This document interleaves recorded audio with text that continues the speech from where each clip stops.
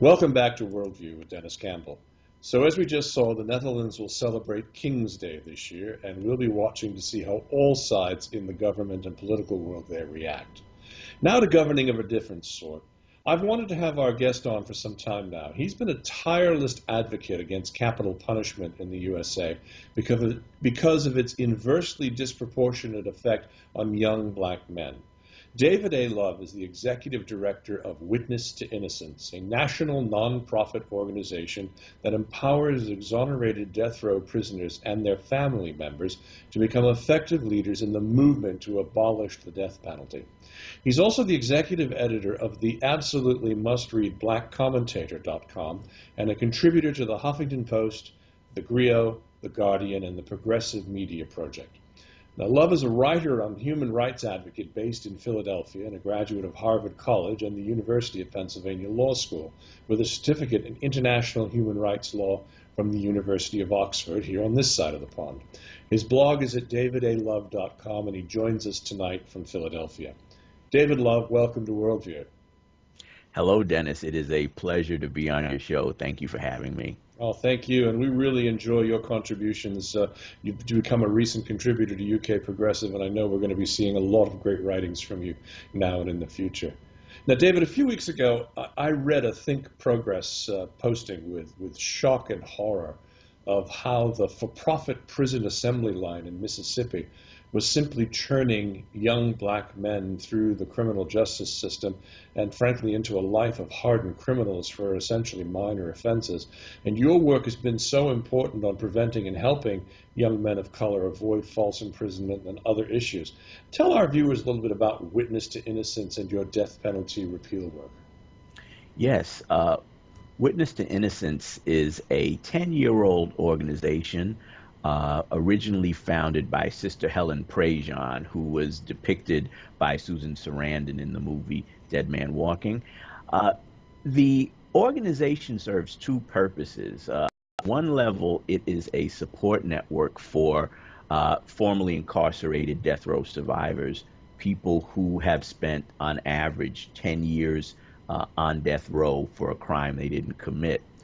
And what our organization does is it empowers them to become leaders in the movement to abolish the death penalty. So our members and their family members, they go around the country speaking to legislators, speaking to churches, colleges and universities, community groups, sharing their experiences with these audiences about what they saw, what they felt, what they experienced when they were on death row. And in the process, they are changing hearts and minds by shedding light on the issue of innocence in the criminal justice system and in the application of capital punishment in the United States. Our members do also occasionally speak around the world, particularly in Europe, in the UK, Italy, and other places. And although we are a US based organization, we're also a human rights organization, part of the World Coalition Against the Death Penalty, and we've had members testify before the United Nations. So it's clearly a domestic problem, but it's also part of a worldwide movement. Now, why is it, and that maybe perhaps you can explain this, that so many, and it seems like it's mostly men, are put to the death or put to death in the United States or suffer. And, you know, we saw, for example, just before President Bush, George W. Bush became president, he was governor of Texas, and that state seems to have a tremendous number of cases. Why, in your opinion, do you think there's so much emphasis on an eye for an eye in a death penalty situation? Mm.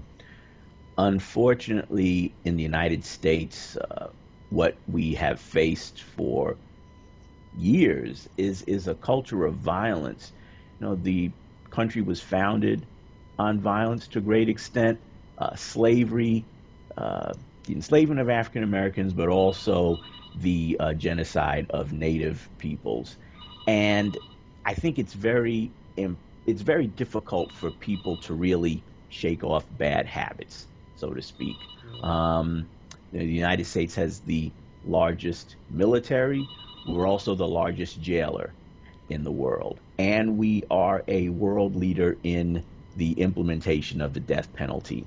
So when you look at all of those things, you know, violence has always been a part of the United States. And unfortunately, until we take big steps in reversing that, I think that's going to continue.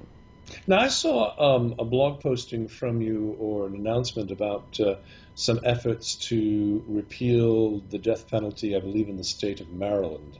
Is Mm, that correct? Where does that yes. stand, and how is that project going? Yes. Well, I'm glad you asked. Actually, our advocacy director, Kirk Bloodsworth, who is himself a death row exoneree from the state of Maryland, spent almost 10 years on Maryland's death row. Well, actually, 10 years in prison, over two of them on death row for a crime he didn't commit. He testified today in Maryland in front of the Maryland legislature in support of a repeal bill, legislation that has been introduced to eliminate the death penalty in Maryland. We think we're getting very close. It's a matter of weeks now, a few weeks, we think, before we'll find repeal in the state of Maryland. And there are other states this year that we're very hopeful about, including Delaware, New Hampshire. There have been some rumblings around Montana, Colorado. Um, Currently, there are about 33 states that still have the death penalty. But what we found is that every year for the past several years there has been at least one state that is repealed. Public opinion is starting to shift towards a more positive attitude when it comes to abolition. People are seeing that it's a system that's broken, fundamentally flawed. Most of the time, minorities, racial minorities, are given the death sentence, and it's just so replete with corruption and problems that it really can't be fixed. And our organization, other organizations, are helping to shed light on this problem. I think it's the death penalty is one of the moral blind spots of the United States. The U.S. can never really live up to its true potential as long as it continues to carry on executions. And there's also the issue, is there not, of aggressive prosecutions and situations where those prosecutors are reluctant to or just flat out refuse to allow things such as DNA evidence and other potentially exonerating bits of information, key bits of evidence, into situations where trials have occurred and an individual ends up in the death penalty. Talk a little bit about that. Yes, I think people would be amazed to learn the extent to which prosecutors in this country are so bent on winning a case as opposed to getting to the heart of who actually committed the crime. You know, the goal should be pursuing justice as opposed to expediency. And as a result of that, prosecutors, who in many cases are elected officials, will cut corners, and that will mean doing whatever it takes in order to win. So that could mean making sure that certain evidence is not introduced at trial, making sure that the defense counsel doesn't know about certain evidence that would point to innocence, ensuring that African Americans and Latinos are excluded from the jury because they perhaps would be more prone to uh, be against the death penalty. Yeah. Things like that, which are actually pretty common. I mean, our members, many of them have been victims of prosecutorial misconduct. And it is a widespread problem that really calls the integrity of the justice system into question. Well, let's hope your work continues very strongly. We've been speaking with David A. Love of the Witness to Innocence project, and we're very, very grateful you took some time to talk with us today on Worldview. Well, it's my pleasure. Anytime. Thank you. Okay, and we'll be back after this.